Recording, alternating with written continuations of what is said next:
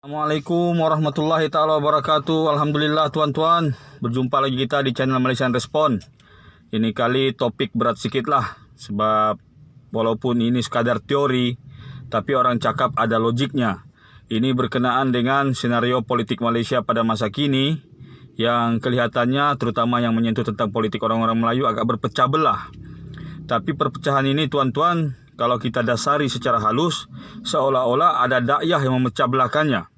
Kenapa saya membuat kesimpulan seperti ini tuan-tuan dan menuduh pihak sebesar Illuminati sebagai pihak yang mempengaruhinya? Kerana apa tuan-tuan? Kedengaran macam tidak logik. Tapi dengan organisasi sekemas Illuminati dalam merahsiakan gerakan mereka, dengan kemudahan dan kelengkapan yang mereka ada, hal-hal seperti ini tidak mustahil. Saya berikan contoh sejarahnya tuan-tuan, ya, dan apa yang berlaku pada masa kini jugalah. Kalau kita kaji, Syekh Muhammad Abduh, cendekiawan Muslim yang datang dari Universiti Tersohor, yaitu Universiti Al-Azhar, beliau sendiri merupakan salah seorang orang yang telah dipengaruhi oleh Illuminati. Ya, terbit dari situ tuan-tuan, maka pengikutnya seperti orang-orang terpengaruh dengan ideologi beliau lah. Mustafa Kamal Atatürk menjadi pemimpin di negara sebesar Turki yang sekaligus telah meruntuhkan kerajaan Turki Utsmaniyah. Begitu juga dengan kewujudan orang-orang seperti Salman Rushdie yang menjadi penghasut, yang telah mengarang sebuah buku yang bertajuk Satanic Verses ataupun Surah Syaitan yang menghina Nabi Muhammad dan menghina agama Islam. Jadi kalau kita perhatikan tuan-tuan, mereka ini adalah orang-orang yang cerdik pandai. Bagaimana mereka boleh terjerat dengan jerat Illuminati? Kerana Illuminati dari dulu mereka mengibaratkan umat Islam ini seperti sepohon-pohon yang rendang. Tidak dapat ditebang dengan mata kapak kalau ditebang begitu saja. Tapi cara mereka menghancurkannya adalah dengan mengambil salah satu ranting yang kuat di pohon itu, lalu menyelitkannya di belakang pinggul kapak supaya menjadi kapak yang kuat untuk mengapak pohon rimbun tersebut. Itulah perumpamaannya. Jadi kita bukan tidak tahu tuan-tuan, dari segi menjaga kerahasiaan, pihak Illuminati sangat-sangat pakar. Mereka bergerak seolah-olah seperti seekor semut hitam di batu yang hitam di malam yang kelam. Dia ada tapi tidak kelihatan. Moto mereka adalah kejayaan terbesar kita adalah dengan meyakinkan mereka bahwa kita tidak wujud. Itulah kejayaan besar Illuminati. Jadi tuan-tuan, adakah Illuminati telah sampai ke Malaysia? Sebelum saya bicarakan tentang itu, kita ambil contoh terdekat tuan-tuan. Di Indonesia, selepas era Orba atau Orde Baru berakhir, Presiden Habibie telah menjadi presiden sementara. Dan ini telah membuka laluan kepada pilihan raya terbuka Indonesia yang pertama, yang seharusnya dimenangi oleh Partai Indonesia Perjuangan kerana mereka memiliki majoriti pada masa itu. Tetapi keutuhan penyatuan parti-parti Islam yang berfusi dalam satu fraksi membolehkan seorang ulama, yaitu Abdurrahman Wahid, telah terpilih menjadi Presiden Indonesia yang keempat melalui undian di MPR ataupun MPR lah, Majlis Permusyawaratan Rakyat. Daripada pengajaran ini, pihak Yahudi telah mengesan bahawa kerajaan itu harus diruntuhkan, dan dalam masa setahun kerajaan itu runtuh.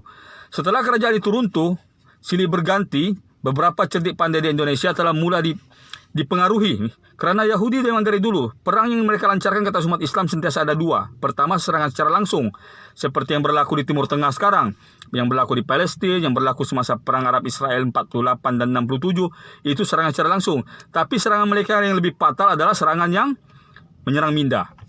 Di Indonesia sekarang tuan-tuan, kalau kita perhatikan, Partai Demokratik Indonesia Perjuangan sebenarnya perjuangannya ditunjangi oleh para kader-kader Illuminati seperti Abu Janda atau Permadi Arya. Beliau adalah seorang cyber trooper upahan Illuminati. Jadi di Malaysia adakah hal seperti ini? Jawaban saya berkemungkinan ada. Kerana kalau kita lihat tuan-tuan, dari dulu walaupun banyak parti-parti kecil Melayu, fraksi parti terbesar Melayu cuma ada dua, yaitu UMNO dengan PAS. Tetapi kebelakangan ini pecahan itu sudah menjadi terlalu banyak. Ada 7 dengan 5 berperanan di pusat dan 2 lagi menjadi parti serpihan di peringkat negeri, yaitu Parti Warisan di Sabah dan Parti Pesaka Bumi Putra Bersatu di Sarawak. Kalau di peringkat pusat kita ada PAN, PAS, UMNO, Parti Keadilan Rakyat dan Parti Pribumi Bersatu PPBM. Kenapa terjadi seperti ini tuan-tuan, dan kenapa saya sampai kepada teori yang mengatakan ada pihak yang melantik ejen Illuminati dalam perpecahan? Dan siapakah orang itu? Nah, kalau kita kaji tuan-tuan, Illuminati mereka tidak mengambil orang yang kaleng-kaleng, orang yang calang-calang, tidak. Orang macam saya tidak. Tapi mereka mengambil orang-orang yang mempunyai kelulusan yang tinggi, yang khusus dalam bidang politik. Nah, siapakah pemerhati politik yang menggelar dirinya pemerhati politik bebas, yang sekarang ini sedang top orang cakap? kelulusan kriterianya sudah ada. Dia lulus daripada Universiti Malaysia Sabah dengan sarjana muda serta menjadi pelajar cemerlang. Kemudian beliau mempunyai master degree dalam pengususan politik Asia Tenggara. Jadi siapakah orang itu? Tidak lain tidak bukan Tuan-Tuan Zulfazli Syekh Ahmad. Kenapa saya menyimpulkan seperti ini? Kerana cara dia yang tidak memihak kepada satu parti menunjukkan dia seolah-olah bebas. Tapi sebenarnya bukan itu tujuan dia. Sebenarnya tujuannya adalah memecah belahkan parti. Karena apa Tuan-Tuan? Dia pada satu ketika dia hentam UMNO. Kemudian dia hentam warisan. Kemudian dia hentam PKR. Hentam UMNO balik. Hentam warisan lagi. Hentam PKR lagi. Jadi dia pattern dia itu dia tidak memilih. Seolah-olah tampak seperti seorang pemerhati politik bebas. Penganalisis. Tapi dia tidak menganalisis. Dia memfitnah. Menganalisis adalah seperti mengambil fakta. Kemudian menguraikan itu menganalisis. Yang si brother ini tidak. Dia memfitnah. Contohnya dia telah memfitnah Datuk Seri Sapi Abdal sebagai Ketua Lanun Filipina. Dia memfitnah Datuk Seri Anwar Ibrahim sebagai agen CIA yang memeracuni Pertun Agong. Macam-macam. Sekarang UMNO yang turut difitnah. Kerana apa UMNO turut difitnah? Kita sedar kerajaan sekarang, walaupun UMNO ada termasuk di dalam itu, tapi mereka seolah-olah tidak mau ada kewujudan UMNO di situ. Kerana UMNO tetap ditakuti dari segi jumlah kekuatan. UMNO adalah yang terkuat antara 5 parti yang ada. Jadi tuan-tuan kita nampaklah. Dan daripada pemerhatian ini, semoga kita orang cakap waspada. Ya waspada. Apa yang disampaikan oleh si brother Zul ini, si Utuk Zul ini, kita harus waspada. Karena apa? Kita nampak sendiri kita bukan budak kecil tuan-tuan. Kita bukan budak kecil. Di mana-mana Yahudi akan tetap menjalankan peranannya. Ya, kekalahan Nazi di Jerman adalah di tangan Yahudi.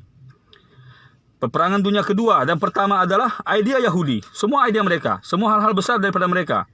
Jadi tidak mustahil untuk mereka mencari orang-orang yang munafik di kalangan umat Islam untuk memecah belahkan umat Islam. Tidak mustahil mereka memenangi hati cendekiawan-cendekiawan bumi putra Islam atau Melayu untuk memecah belahkan perpaduan Melayu. Jadi itu tuan-tuan, dalam video ini saya harap tuan-tuan waspada dengan orang ini. Kalau kita lihat, dia merakam video-video yang dirakamnya, dia menggunakan satu cermin mata. Cermin mata ini sebenarnya sering dipakai oleh Mossad Israel apabila mereka menyampaikan message. Ya, saya tidak menuduh tuan-tuan, tapi ini pemerhatian saya, pandangan pribadi. Ya, pandangan pribadi saya, tapi mungkin macam tidak masuk akal, tapi seperti yang saya katakan tadi, tidak ada yang mustahil dalam senario politik sekarang. Tidak ada yang mustahil dengan kepakaran yang ada dalam Illuminati, Zionis Sages Protokol ataupun Freemason. Ini semua adalah pertubuhan-pertubuhan sulit mereka. Seperti yang dinyatakan oleh Theodor Herzl semasa mesyuarat Zionis Sages Protokol yang pertama, mereka di akhir zaman, di hujung abad ke-20 dan di awal abad ke-21 akan memperbanyakkan jumlah kader-kader atau agen-agen sulit mereka. Jadi kita waspada tuan-tuan. Perpaduan sangat penting. Ya, kerana kalau di peringkat pusat politik kita sudah dipengaruhi, maka kita akan menjadi orang cakap seperti kerbau di cuk hidung. Okey, Assalamualaikum warahmatullahi taala wabarakatuh.